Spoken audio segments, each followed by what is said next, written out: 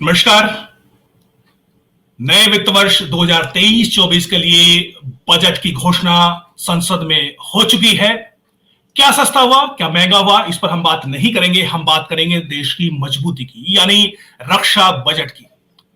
चीन के साथ युद्ध की आशंकाओं के बीच भारत ने इस बार अगले वित्त वर्ष के लिए एक बड़े रक्षा बजट का आवंटन किया है।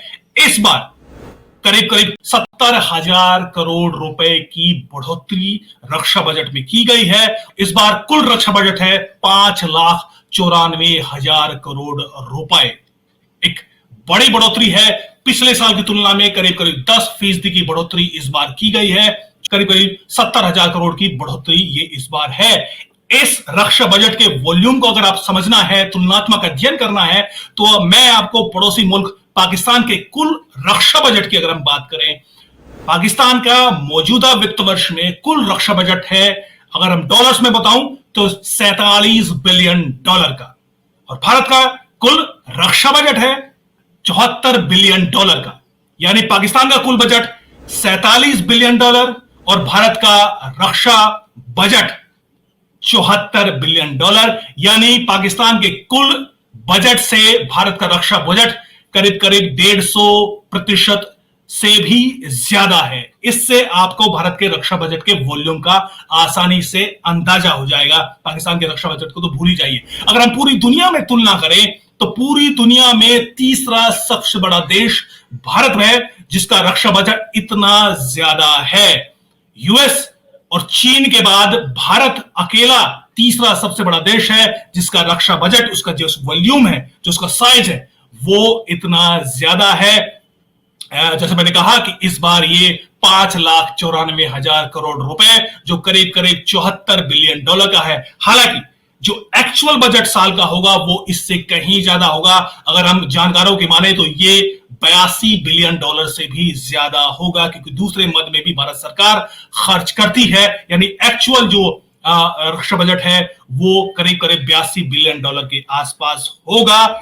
यूएस और चीन के बाद भारत सबसे बड़े रक्षा बजट वाला देश भारत इस वक्त बना है। अगर हम इस पूरे रक्षा बजट में किस तरीके से खर्च किए जाए मैं आपको बताऊं तो करीब करीब 1,62,000 करोड़ रुपए इसका हथियार और गोला बारूद यानी आर्म्स एंड एम्यूनिशन को खरीदने में खर्च किया जाएगा। इससे आप अंदाजा लगा सकते हैं कि भारत सरकार कितनी सजग है, क्योंकि जिस तरीके से लगातार झड़प चीन के साथ बनी हुई है उसमें यह बेहद जरूरी था। 2,70,000 करोड़ रुपए सेना की सैलरी में और सेना के अलग दूसरे इंफ्रास्ट्रक्चर को मजबूत करने में 2,70,000 करोड़ रुपए खर्च किए जाएंगे। 1,38,000 करोड़ रुपए रिटायर्ड सैनिकों की पेंशन और दूसरे मद में खर्च किए जाएंगे। ये पूरा इसका ब्रेकअप है कुल रक्षा बजट का। अगर हमने देखा कि पिछले साल यानी जो मौजूदा वित्त वर्ष जो चल रहा है, इसमें पिछले साल की तुलना में करीब करीब 10% की बढ़ोतरी हुई थी। 47,000 करोड़ रुपए बढ़ाया गया था। इस बार वो उससे भी ज्यादा है। इस बार 70,000 करोड़ रुपए रक्षा बजट में बढ़ाया गया है। अगर हम पिछले 4-5 सालों में तुलना करें तो वित्त वर्ष 2019-20 में भारत का कुल रक्षा बजट था 4,31,000 रुपए, जो आज बढ़कर 5,94,000 करोड़ रुपए हो चुका है। 4 सालों में 1,63,000 करोड़ रुपए की बढ़ोतरी हो चुकी है। बड़ी बात है। इससे आप पता चल सकता है कि भारत अपनी रक्षा, अपने देश की सीमाओं को, हमारे सैन्य क्षमताओं को मजबूत करने के लिए कितनी सजग है और किस तरीके से भारत सरकार काम कर रही है।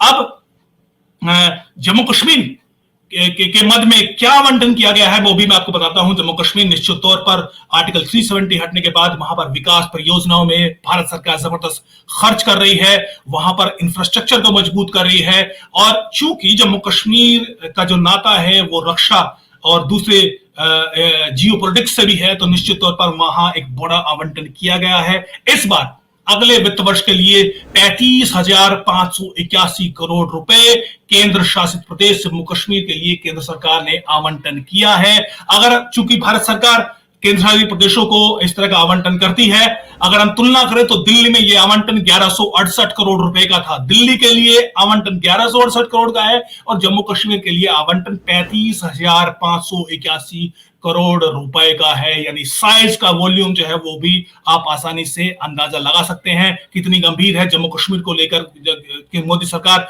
उसका अंदाजा भी आप आसानी से लगा सकते हैं। जम्मू कश्मीर में इंडस्ट्री डेवलपमेंट के लिए भी अलग से 200 करोड़ रुपए की व्यवस्था केंद्र सरकार ने की है। आर्टिकल 370 हटने के बाद वहां पर इंडस्ट्री मजबूत हो, उसका इंफ्रास्ट्रक्चर मजबूत हो, इसके लिए वहां पर बड़ी तैयारियां की जा रही हैं और इसके लिए भी 200 करोड़ रुपए अगले वित्त वर्ष के लिए आवंटित किए गए हैं। यानी इससे आप अंदाजा लगा सकते हैं कि मोदी सरकार भारत के रक्षा क्षेत्र में भी और जम्मू कश्मीर को लेकर भी कितनी सजग और कितनी काम करने के लिए किस तरीके से काम कर रही है, ये उस बजट को लेकर आप आसानी से अंदाजा लगा सकते हैं। जय हिंद, जय भारत, नमस्कार।